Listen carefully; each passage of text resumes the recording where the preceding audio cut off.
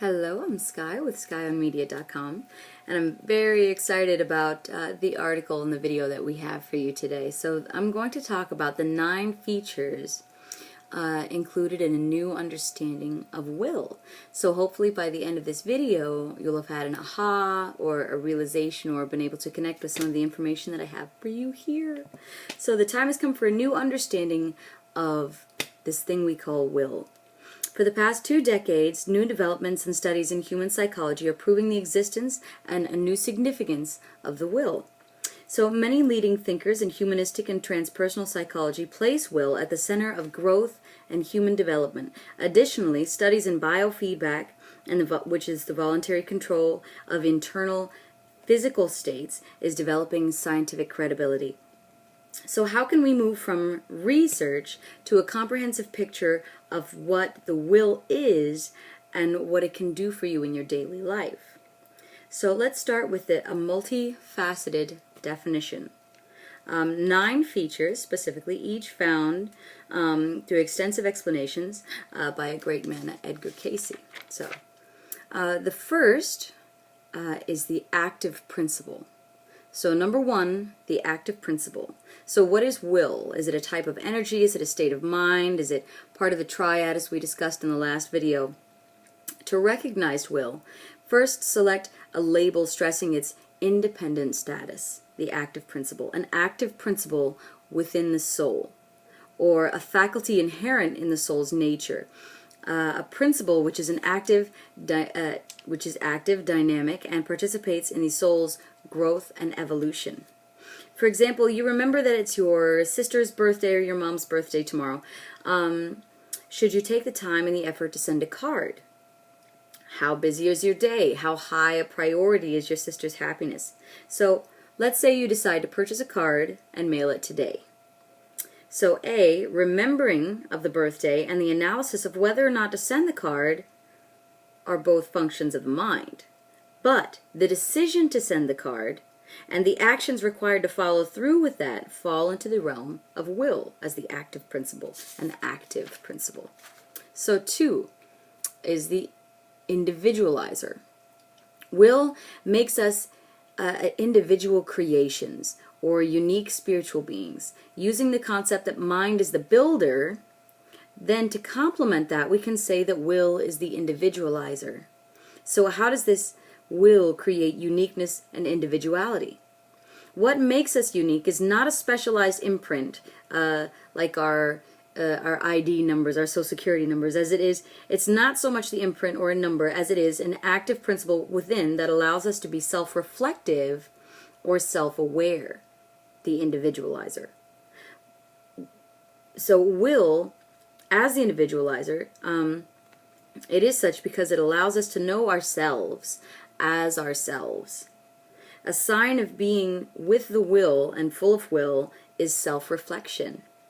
Rarely do we take time to see ourselves objectively. Most of the time the will is asleep as the unconscious, which is this untapped potential.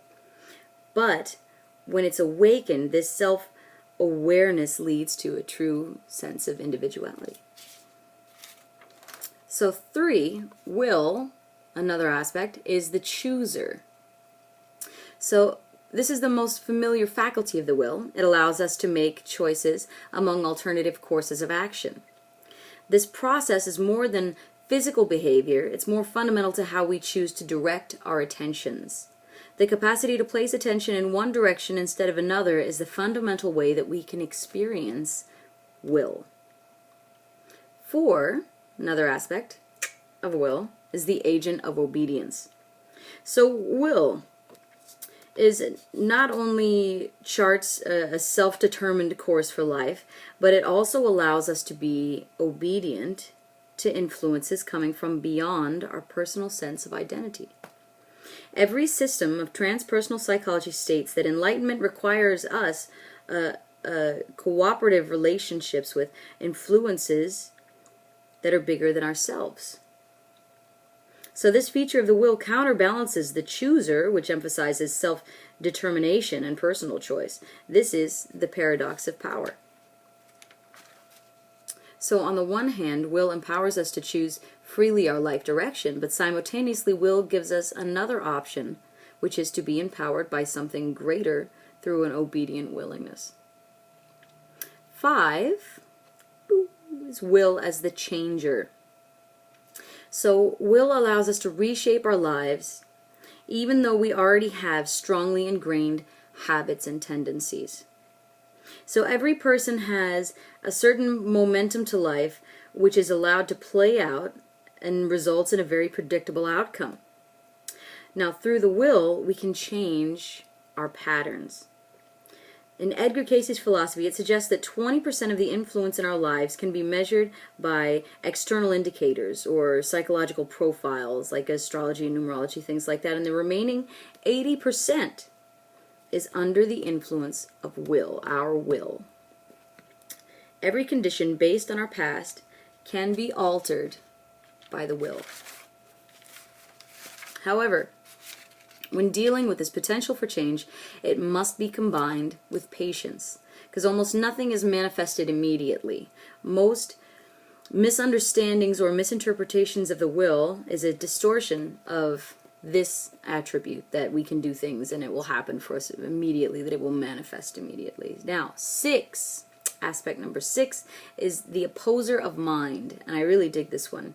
So the most intriguing feature of will is that when it stands in direct opposition with the mind, we frequently experience how we can oppose a tendency of mind. For example, the mind tells us that we want an extra piece of dessert, and the will plays a role to oppress and oppose that desire.